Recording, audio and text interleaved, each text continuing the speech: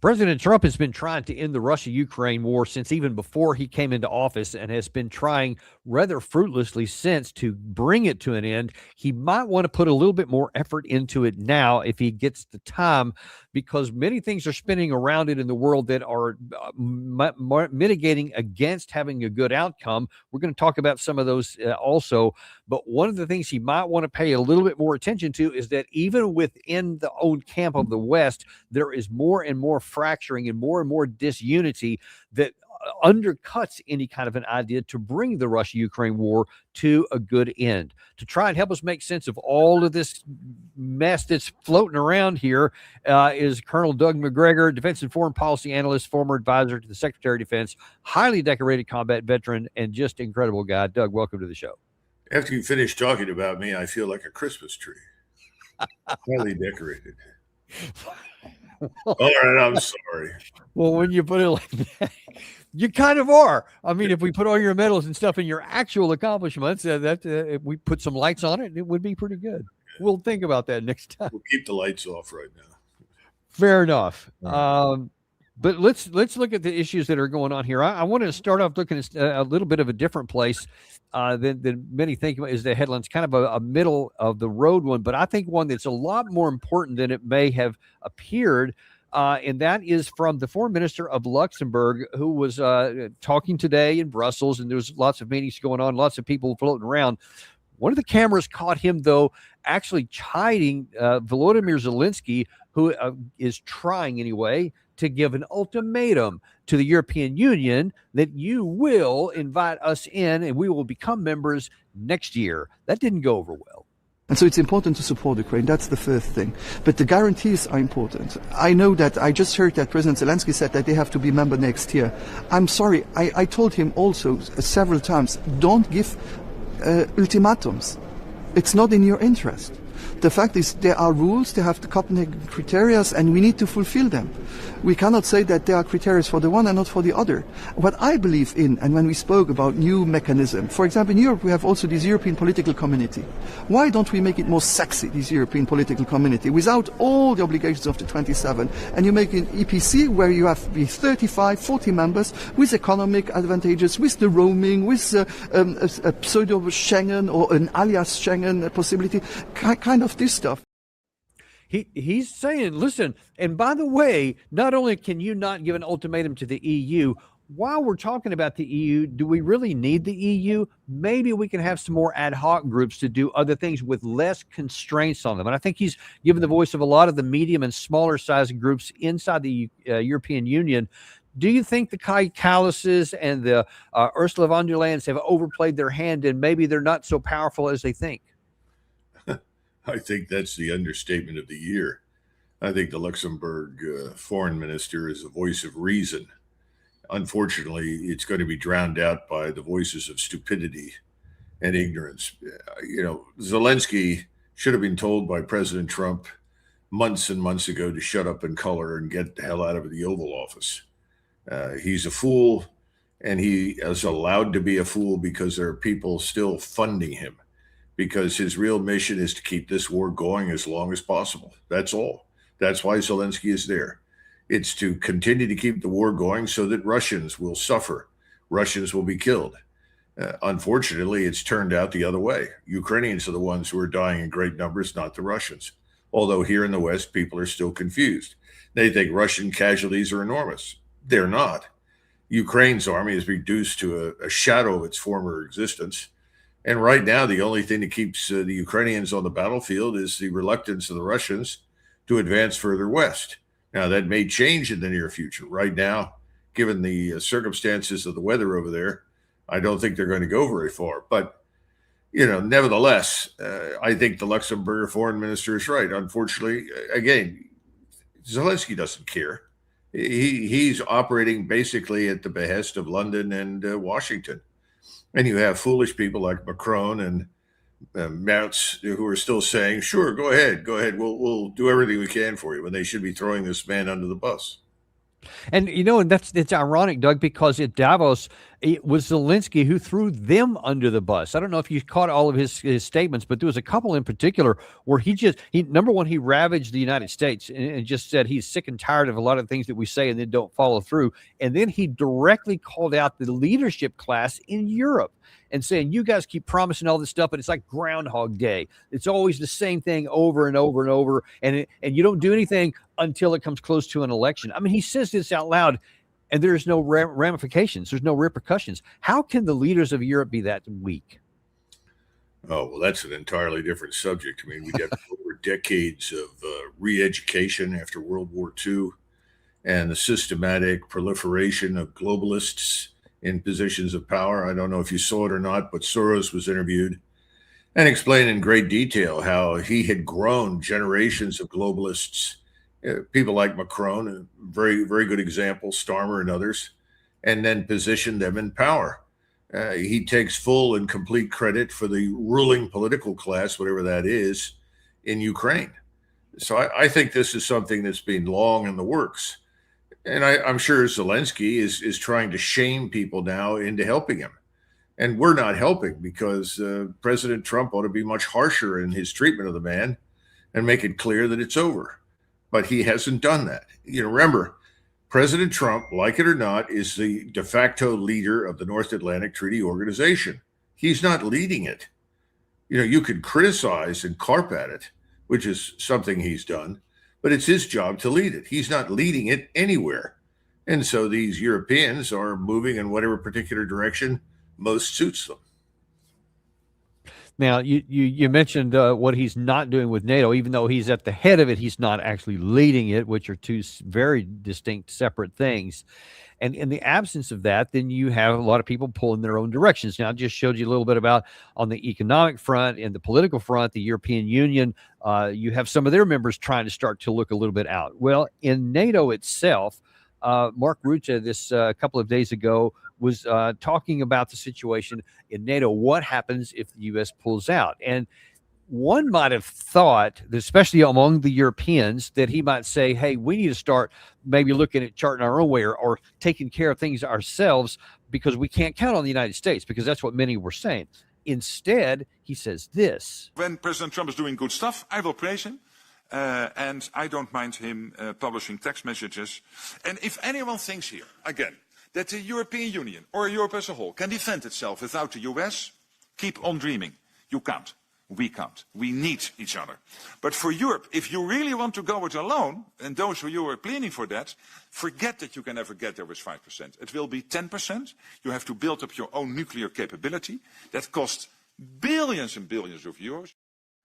So, Doug, since World War II ended in 1945, NATO started in 1949, the world has radically transformed before then. Why should the Europe continue to say, and why should the European leader of NATO, continue to tell all of his compatriots, and he lectured them on that in that platform right there, don't go it alone. Don't do your own security. Don't make plans to actually be responsible for our security and not rely on the United States, who's being increasingly unreliable. Even at that, why can they just never move forward in history thinking that it's going to always be 1949? Well, let's sort facts from fiction. He made some statements that are categorically true. He's absolutely right. Given the state of the European Union and the North Atlantic Treaty Organization, these are groups of 35 states that ultimately all want to have it their way. You know, you've heard this commercial that says, have it your way, come to Wendy's or something, have it your way. That's the problem in Europe. Everyone, all these little European states, and they are little. Remember, what have you got? 5 million people in Norway, 8 or 9 million people in Sweden. I don't know what the Danish population is now, but it can't be more than 7 or 8 million. Then Germany sits there with 80 million. And you've got another 11 million Austrians that you could, or 10 million Austrians that you could lump with the Germans because, frankly speaking, they're all German speakers. Then you have the French, the British 50-something, 56 million. I don't know where the French are now, but I don't think it's that high. No one can effectively lead Europe on their own. When has Europe been united, certainly within the last 300 years? Well, it was united under Napoleon Bonaparte. Napoleon squandered that leadership and opportunity in Russia needlessly. The next time it was completely united was under Adolf Hitler, and he too marched into Russia and squandered that opportunity. In other words, unless you have a figure that commands the total resources of at least one of the nations and can effectively integrate and force into alliance the rest of the countries and then employ them in unison or in a state of unity, there's not going to be any unity in Europe. One of the things that was patently obvious when I was over there in the Supreme Headquarters of Allied Powers Europe is that the Europeans were quite willing to cooperate and be led by us because they absolutely loathed the possibility that it would have to follow another European. In other words, these little petty squabbles and hatreds were sort of enshrined as a rationale for doing what we wanted as opposed to doing what was in their interest. It's a hopeless situation. In that sense, he's right. On the other hand, he's dead wrong. If you could get control of Germany, at least Germany and Austria, and then bring in the French, there's enough military power that could be constituted from those populations, their scientific industrial base. Add to it Poland. Poland has always been either really a great military power or potentially a great military power. If you go back and look at those nations, put them together, you've got a ferocious capability that no one is going to take lightly. But no one will coalesce because there is no one to coalesce around. There's no real leadership. Now, I think, this is a vacuum. It will eventually be filled. We will see new people emerge. But right now, until this generation of feckless globalists is removed from office, I don't think you're going to see anything happen. And well, now let me ask you maybe to get to that point. You said at the top of this show that the United States is at the head of NATO, but the President Trump himself is not providing leadership. So it's just waffling around, and you have all these people just keep tugging at their different interests and whatnot, not following anybody else, not being willing to go out on their own. That you can't maintain that for very long. I mean, inertia and just in friction is going to end up having its say, and the thing's going to fall apart. I don't see any chance that, shorn of the unifying Soviet Union Warsaw Pact focus that we had all during the Cold War, absent that, I don't see any way you get this herd of cats back together again. So it seems to me inevitable that at some point this thing's either just going to meander to a death or somebody's finally going to start breaking out. I don't know, one way or the other. But how much longer do you think it can go on like this? Well, I think a couple of more years you could see this meandering that you're talking about. But eventually, it's one of these things where it will end with a whimper, not a bang. Suddenly, the buildings in Brussels will be empty, and the European states will move on to organize themselves as they see fit to assure their own security. I think that's going to happen. And some of it is going to be driven by financial and economic reality. I mean, look at Germany. A truly great nation that is now in complete ruins. It's almost on the verge of poverty because of the globalists, because of their determination to destroy the scientific industrial base, which has created enormous problems with employment. It's destroyed the wealth of the country. It's destroying its human capital by replacing it with people that are foreigners, aliens. So the bottom line is that this is coming to an end, regardless of what we do or say at this point. And I think if you look objectively at President Trump, I think he's reached that conclusion. And he's decided, well, we've got other fish to fry. We've got other more important things to think about. So he's going to move in a different direction, I think, increasingly back to the Western Hemisphere. The problem for him is that he's still hostage to donors. And the donors aren't willing to leave. They aren't willing to abandon their positions in Europe and the Middle East and Northeast Asia and elsewhere. They're not terribly concerned about us as a people or the nation that they live in. They're concerned about other things, most importantly, their financial power, their capital. And so they're telling President Trump, I'm sorry, this is what we want. You've got to go to war with Iran. You've got to stay in Ukraine. You've got to be prepared for a fight in Northeast Asia. And if you won't do this, then, we're going to pull our support from you. And I don't think he can live without that support. Well, that may be what they want, and they may be able to say that's what you need to do. And if he feels politically constrained because of the lack of support domestically on his domestic agenda, which he certainly is going to need heading into an election year in the House of Representatives, especially.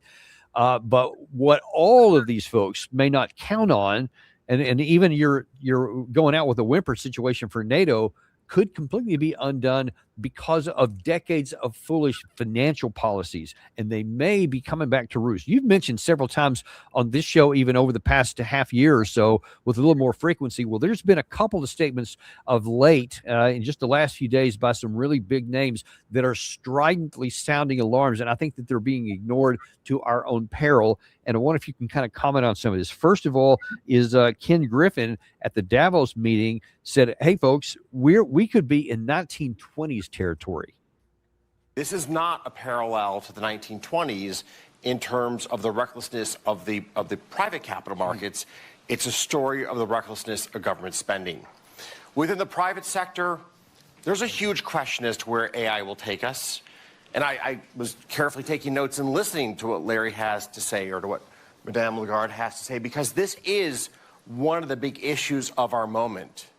Will AI create the productivity acceleration that is honestly that's hoped for in Washington and in the halls of government around the world as a way to overcome the profligate spending that we're currently engaged in?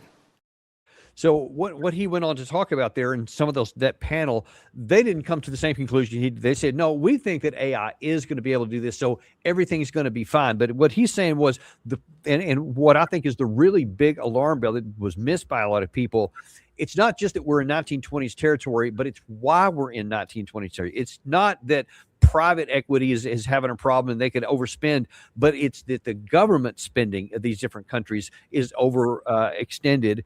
And so the mechanisms that we've used, like in the 2003 financial crisis, to get out of that with quantitative easing, et cetera, you can't write your way out of it anymore because it's the banks themselves that are compromised.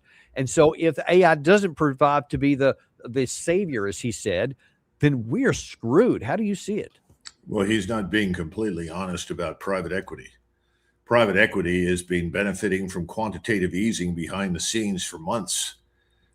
Besant has gone in and rescued private equity repeatedly over the last 6 months.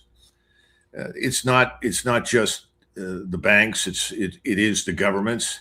It's all of them together, including his friends and the people sitting on that stage, especially somebody like Larry Fink. They're all in this, and yes, it is going to collapse.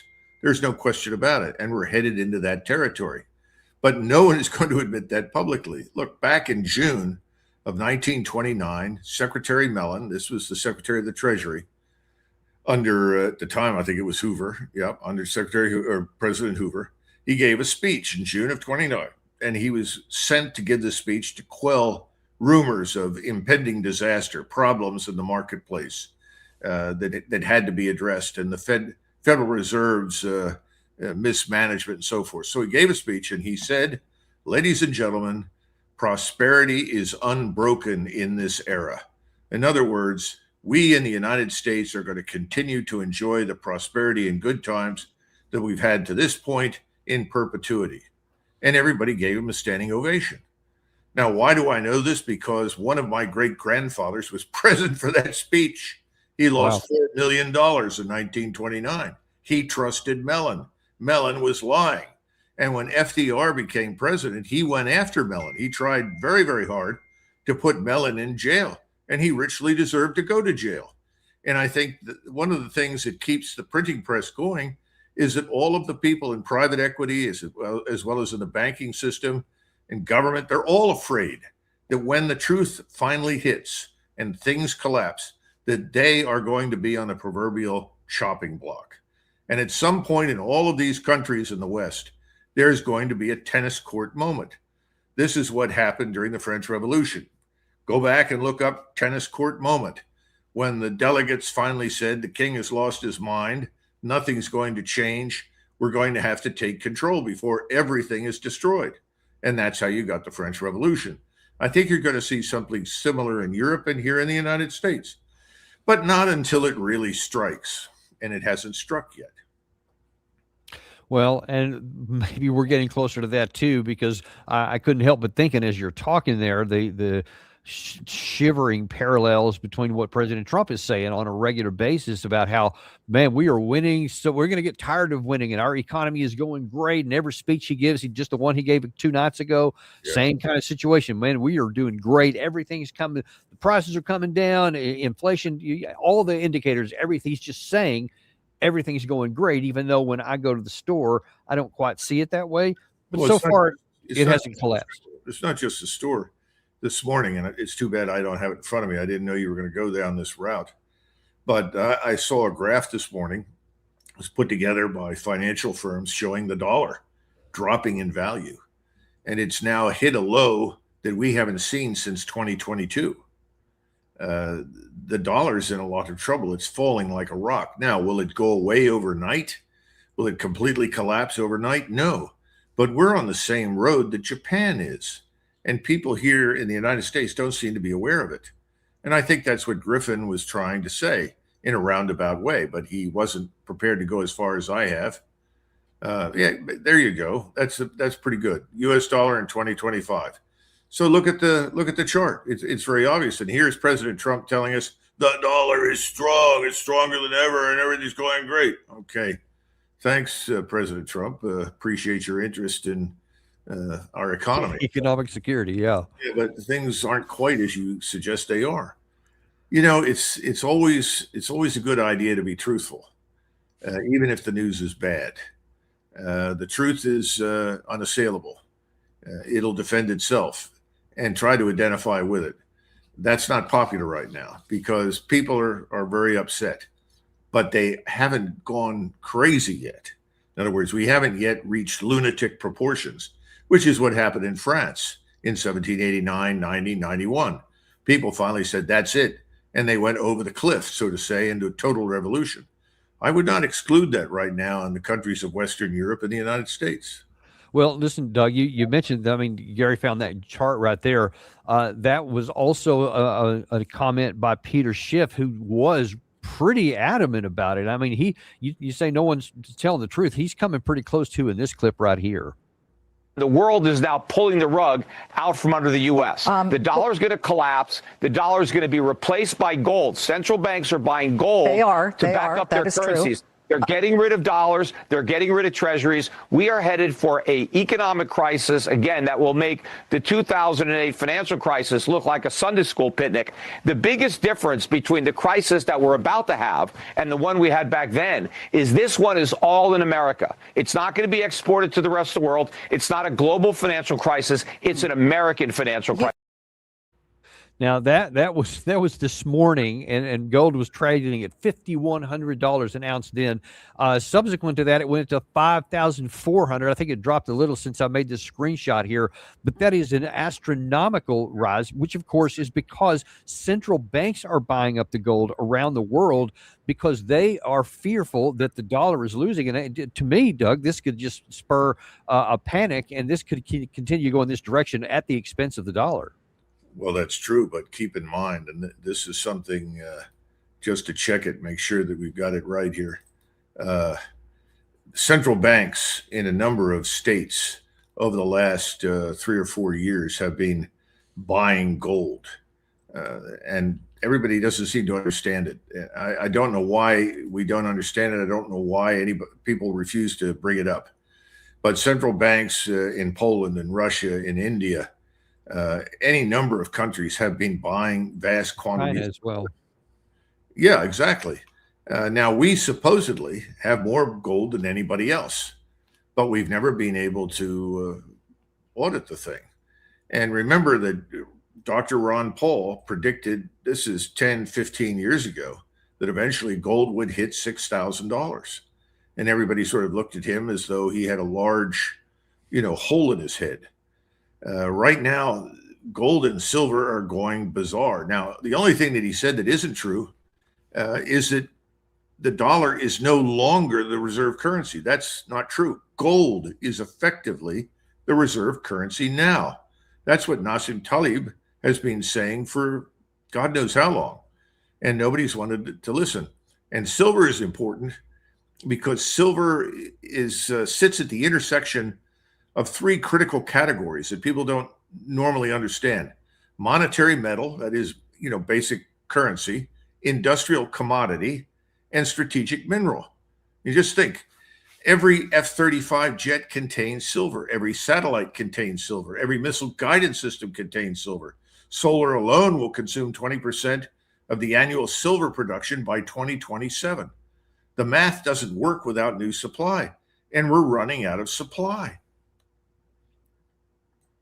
Yeah, and so how do you get to that tipping moment? Because you can't keep going in these directions too long, because at some point, I mean, the dollar is going to continue to weaken, and interest rates are going to go up, then prices are going to go up, and then you get where it actually affects Main Street America. How do you see that playing out? Well, I think the unquestioning trust in dollar-denominated reserves is gone. In other words, people always looked at the dollar and said, oh, sure, there may be a problem here, there, or something, but the United States is the strongest economy. The United States is the strongest military. The United States is still the center of innovation, and so forth. That's no longer widely believed. The American brand has been badly harmed over the last 30 years, specifically over the last 20. And I don't see any evidence that that's going to change. So I would argue that the dollar really died in February 2022, and what we're watching now is the funeral procession.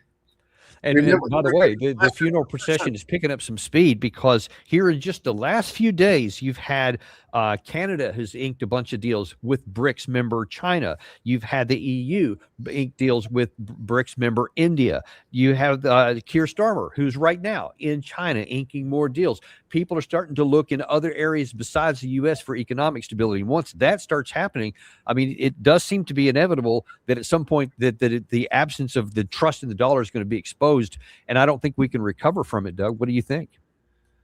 Well, you just uttered a couple of very important words. I mean, we were talking earlier about trust. People no longer trust us.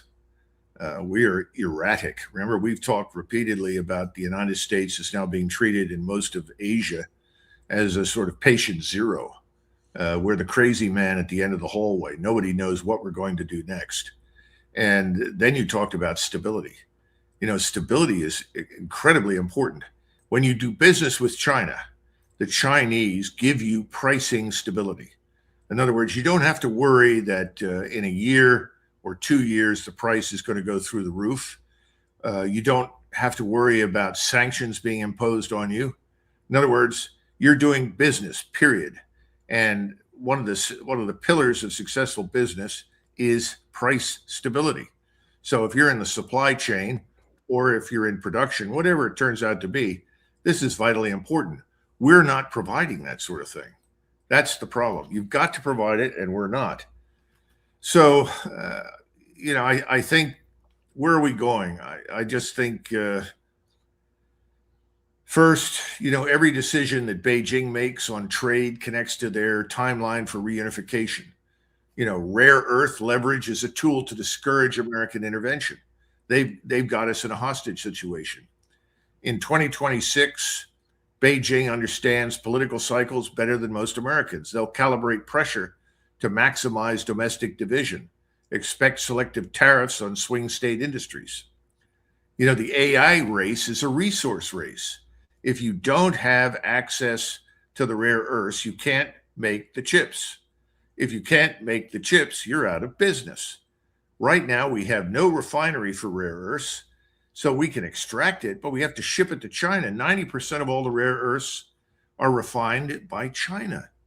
I mean, this is crazy, Dan. We are very dependent on the very people that we insist on treating as the enemy. And then, this is a lot of self-inflicted stuff.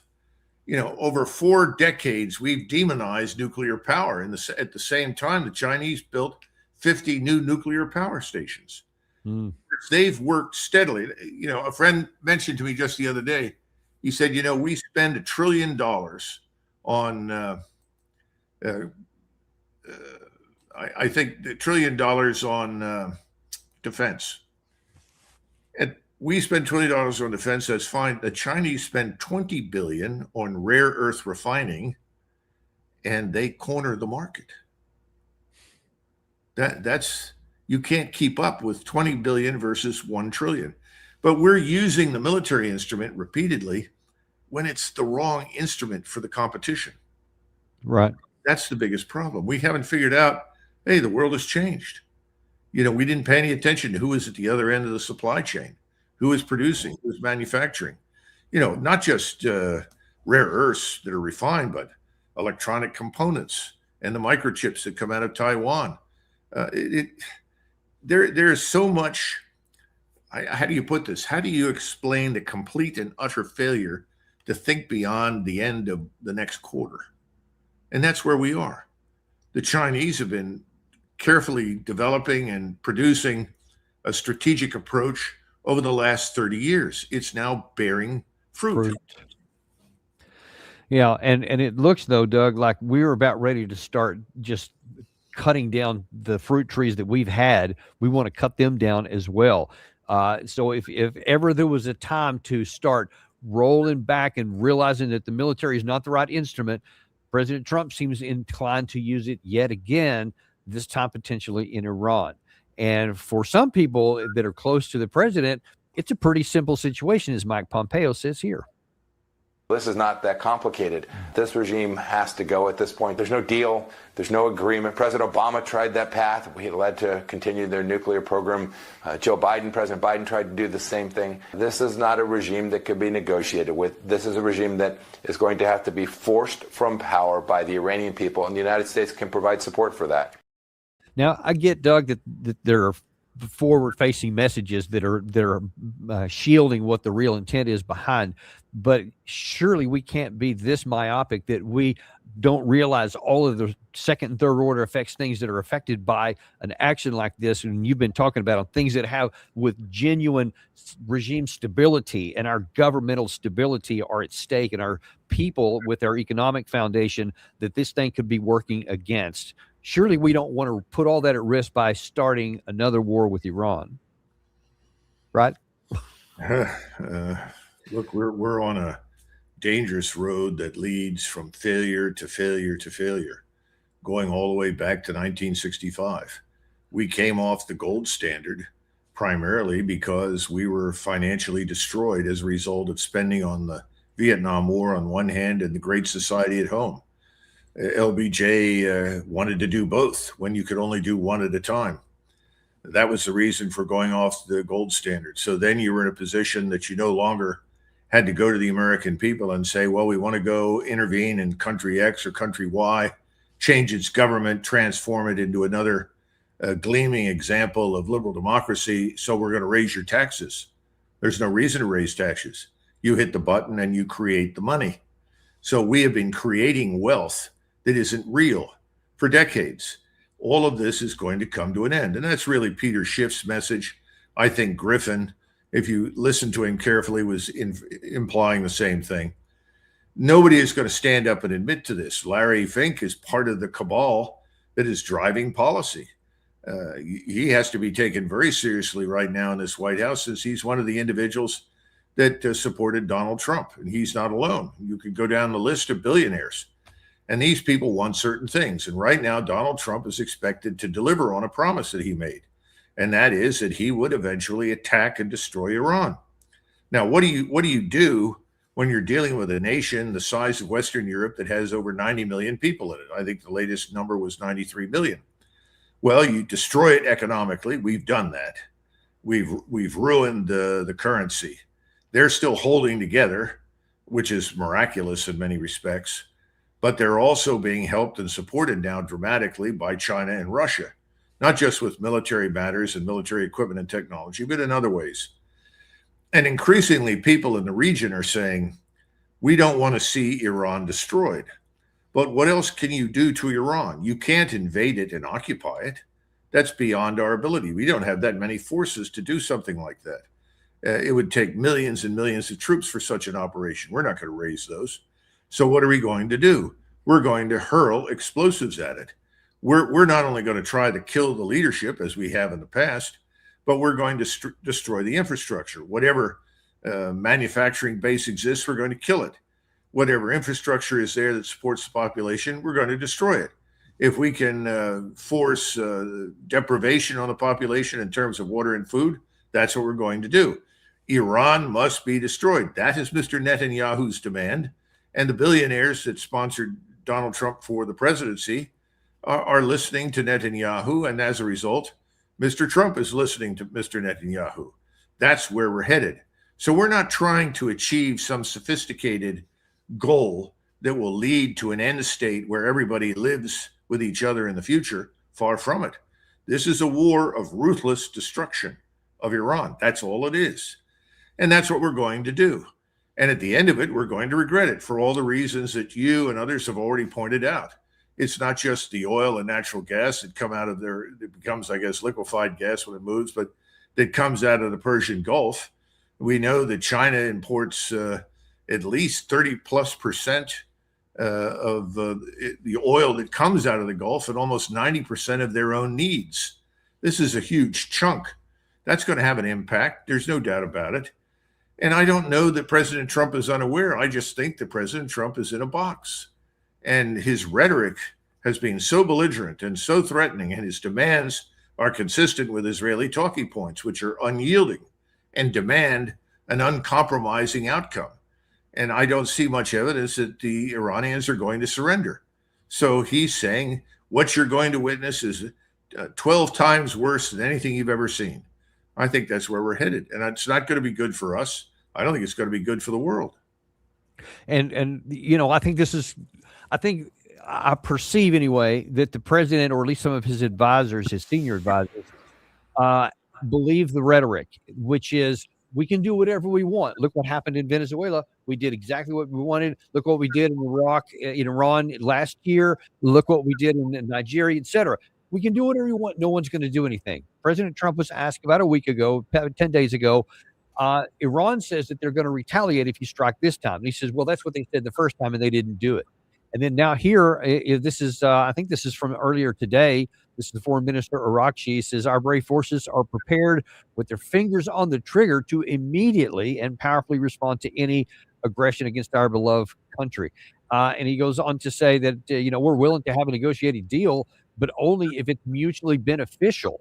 So basically saying that whatever you're offering is not even on the table because you're not offering anything mutually beneficial. Meanwhile, we have the Wall Street Journal out this morning that said, by the way, Iran has been battered, but they are still able to mount a deadly response. And you see they have 2,000 mid-range ballistic missiles of apparently very capable models that can penetrate air defenses, both in the U.S. and Iran, Israel. They have strategic stockpiles of short-range missiles capable of hitting U.S. forces there, anti-ship missiles, as well as cruise missiles. In other words, they have plenty of power that, if pushed, they can strike back. So now let's just look at it militarily for the moment.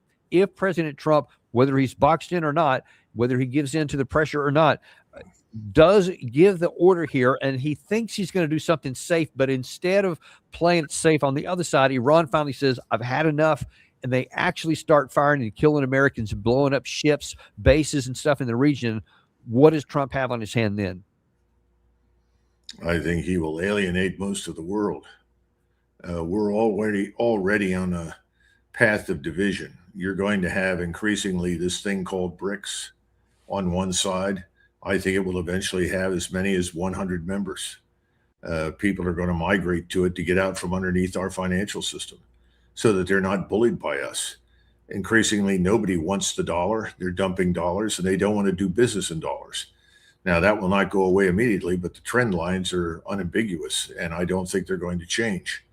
And then on the other side, you have us, probably the West Europeans, and potentially a few others. I don't know where they'll be, maybe in Latin America, some. And that's the alternative system. It's effectively the old system that we dominate and continue to maintain. So the world will split into two financial halves.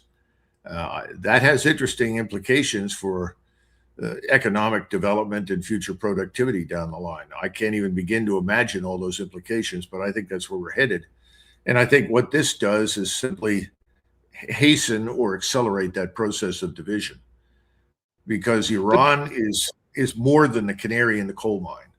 The canary in the coal mine was the 1922 decision by the Russians to intervene in Ukraine.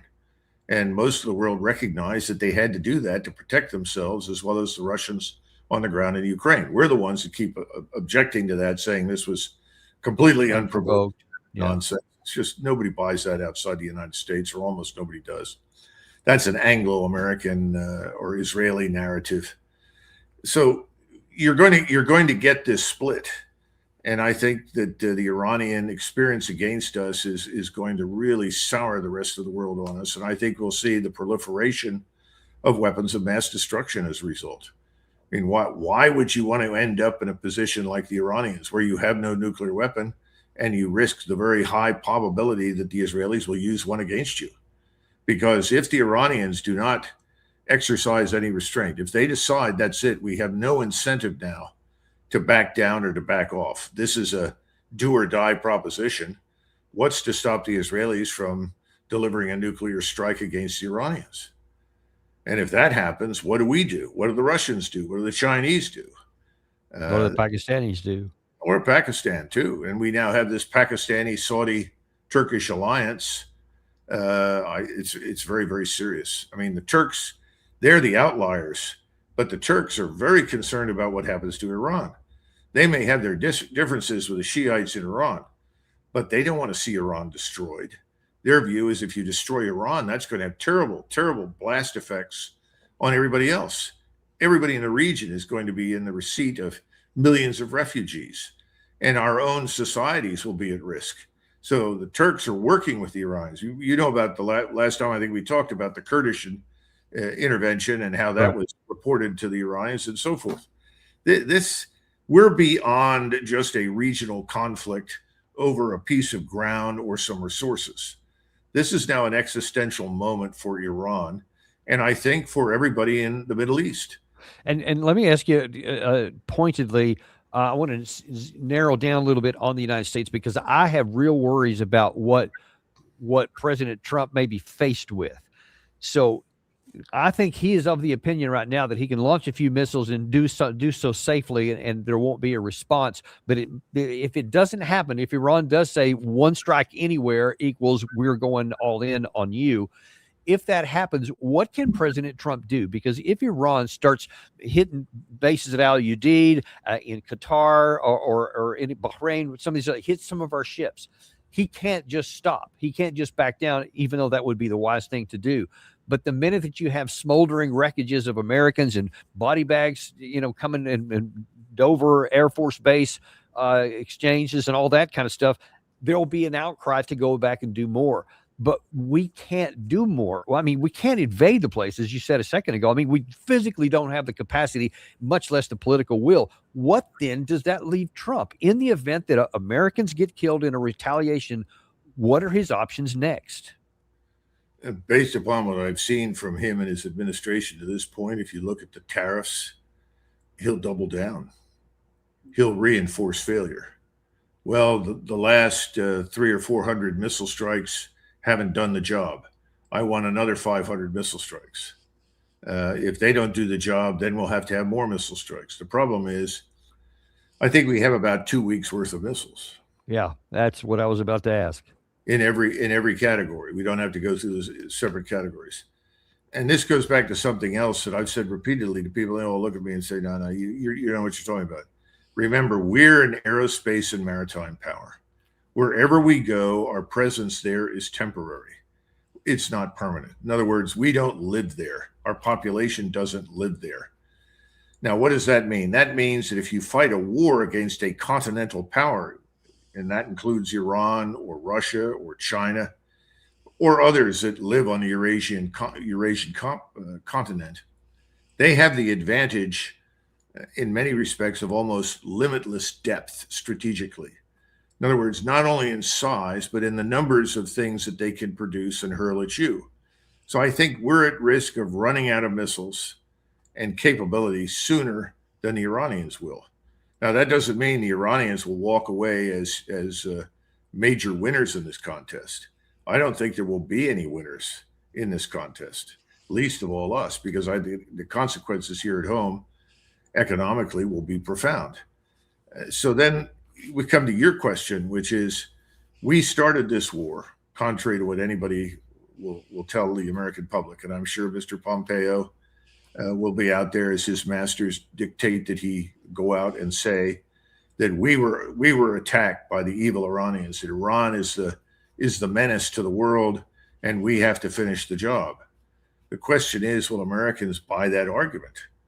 I'm skeptical. I think right now Americans are very, very upset and discontented with the failure to make the progress here at home that President Trump wants to make. I mean, I'm somebody, and you know this, Dan, I support what the president wants to do domestically. I don't support, the lack of a strategy. I'm disappointed that it hasn't been well organized and well executed. But that's part of the problem with doing things here at home, is you're also doing things overseas. It's back to the LBJ problem. President Trump early on needed to make a choice. Where do I want to go? And what we have to say is, well, President Trump, the people that voted for you did not vote for a war with Iran. They didn't vote for a war in Ukraine. They didn't vote for a war with Venezuela. That's not their interest. They're voting for the United States. They want the rule of law and order here in the United States desperately. They do want these millions of aliens that are in the country identified and packed up and moved out of the country. They really do. I mean, you could look at all the polling. They favored this for a long time. How you do it's another matter. I don't think we've thought that through very much. But you can't do those things at home. You want to repatriate manufacturing, so you launch a tariff war, right. You alienate everyone, everywhere, and then you act as though we have every right to do this because everybody owes us something. The world doesn't feel that way. Telling them that they all owe us something. I listened to President Trump say, well, we won the Second World War. Yeah, we were on the winning side, Mr. President. We didn't win it alone. And we were very anxious to get it over with as quickly as possible and get back to business, which is what we did ultimately. And we ought to remember that.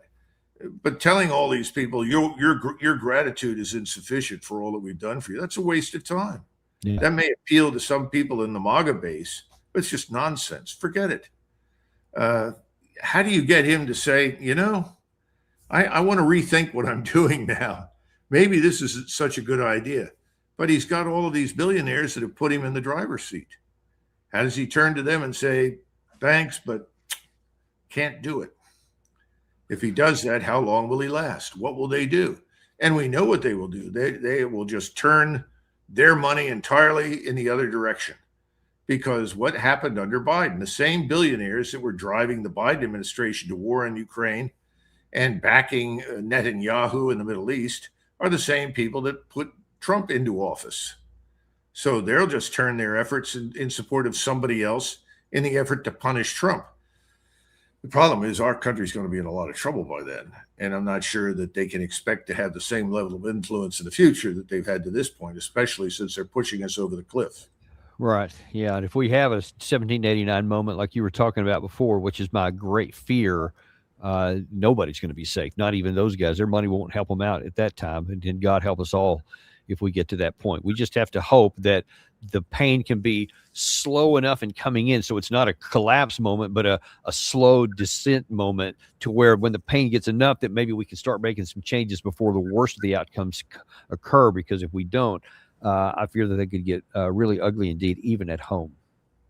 Well, of course, we've done everything we possibly could since 2008 to postpone a reckoning.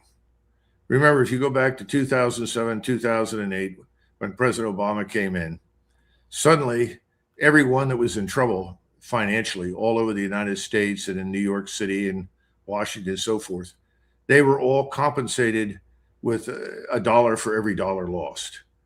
And I remember Sheila Bair, who said, well, why not pay them 10 cents on the dollar?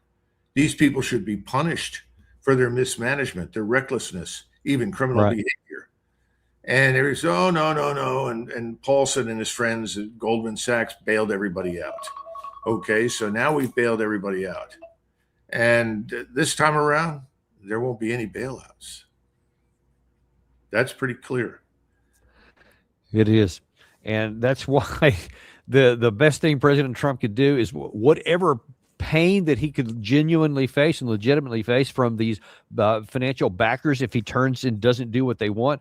I don't minimize that because that's real, but that is nothing compared to what's going to happen if he listens to them, continues on down these paths, especially not into the Russia-Ukraine war and starting an Iranian war. It could have consequences that nobody could control with or without the backing, and that's the thing I worry about. Yeah, well, it's sort of like World War One. You know, did the Tsar have to mobilize and declare war on Germany and Austria-Hungary? No, he didn't. And there were many people that said, forget it. We don't want to be part of this destructive war. Our economy is actually beginning to grow finally. We're producing, steel at number 4 or 5 in the world. Living standards can come up. The population is happy. Let's not go to war. But he did. It's very sad and tragic for that matter. There's the Austrian Emperor Franz Joseph. The Hungarians delayed their support for war for 2 weeks, and they had to practically bribe the Hungarians to join the war effort. Disaster. That was a war that should not have been fought. It wasn't necessary, but everybody was dragged into it. And the British, they sat out there and had never been part of this continental mess, certainly really not since Napoleon. And they decided to jump on board, even though they all admitted, well, there's no real interest at stake here. And no German-speaking soldier had fired at an English-speaking soldier at that point in over 200 years. But people do stupid things. And that's why I say I'm worried that if this progresses and we don't get the results that President Trump is being told they can get, we don't know what he's being told. Yeah. That's a big problem. It is. But if the results don't show up the way he expects them to, he's predisposed to double down. And we've seen that especially with air power over the last 80 years. Well, if the 500,000 tons didn't work, 1 million tons may work. And you keep it up and you declare victory. This time around, I don't know. Yeah, it's a big unknown, and I guess we're all going to find out together because it's hard for me to imagine. I hope that it does, but it's hard for me to imagine that he won't launch a strike here. I think he's boxed himself in, but we'll just have to wait and see, and then call the shots when the balls and strikes when they happen. Yep. Thanks, Dan. Thanks very much for coming on today, Doug, and providing this clarity on this. We don't like some of these answers, but this is stuff that we all need to know. So we need to understand what we're facing. We are unintimidated and uncompromised to bring you that truth. And we're going to have it just like we did on this show here. We ask you to share this, by the way. Share with others who some people only like to get their stuff with podcast. Send them the podcast. We're on podcast there. Apple Podcast, Spotify, Podcast Addict, Daniel Davis Deep Dive. You'll find us there. Send this out to them. With the written word on Substack, we have that here. And obviously this one too. Like and subscribe if you haven't. That helps more than you think. Get the word out, folks. Don't let this catch people by surprise. Look forward to seeing you on the next episode. Daniel Davis Deep Dive.